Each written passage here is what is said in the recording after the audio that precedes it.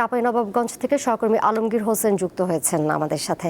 আলমগীর, আজ থেকে এই মুহূর্তে সীমান্তের কি পরিস্থিতি দেখতে পাচ্ছেন? নতুন করে কি কোনো পুশিনের ঘটনা ঘটেছে কিনা? এবং আপনি তো জানেন যে ভারতের নয়াদিল্লিতে বিজিবি বিএসএফ পর্যায়ে একটি বৈঠক চলছে, তার কোনো প্রভাব কি সীমান্তে দেখতে পাচ্ছেন?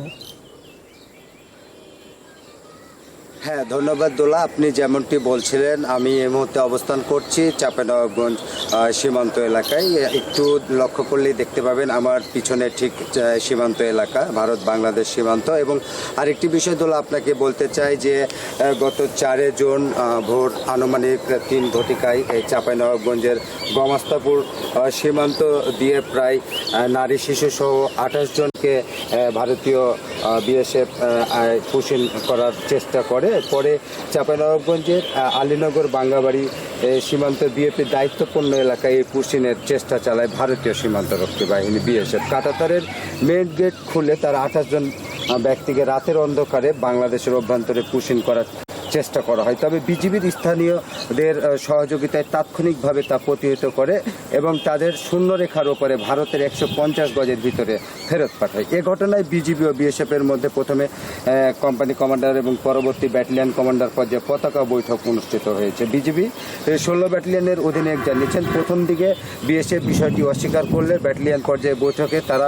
স্বীকার করেছে যে রাতের বেলা এই পুশিনটি তাদের দ্বারাই করা হয়েছিল। পুশিন হওয়া ব্যক্তিরা নিজেদের বাংলাদেশি দাবি করলেও বিজিবি স্পষ্ট জানিয়েছে শুধু মুখে বলে হবে না, প্রপার চ্যানেলে কূটনৈতিক মাধ্যমে ভেরিফিকেশন বা জাতীয়তা নিশ্চিত হওয়ার পরে আইসিপিআর এর মাধ্যমে বৈধভাবে তাদের হস্তান্তর করতে হবে। সর্বশেষ পরিস্থিতি নিয়ে 16 বিজিবি ব্যাটালিয়ন অধিনায়ক পাঠানো এক বার্তা থেকে জানা গেছে, বর্তমানে এর অভ্যন্তরে সীমান্তের 150 গজের মধ্যে ওই 28 জন ব্যক্তির কোনো অবস্থান বা চলাচল পরিলক্ষিত হচ্ছে না। ধারণা করা হচ্ছে বিএসএফ রাতের কোনো এক সময় তাদেরকে ভারতের আরও অভ্যন্তরে ফিরিয়ে নিয়ে গেছে।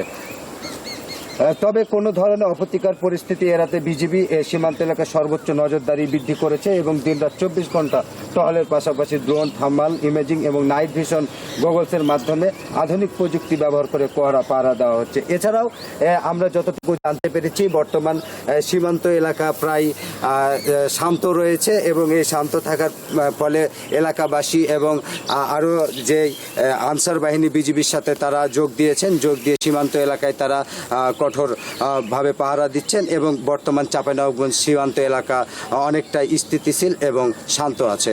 চাঁপাইনবাবগঞ্জ সীমান্ত এলাকা থেকে সর্বশেষ তথ্য ছিল আমার কাছে। আলমগীর, ধন্যবাদ আপনাকে।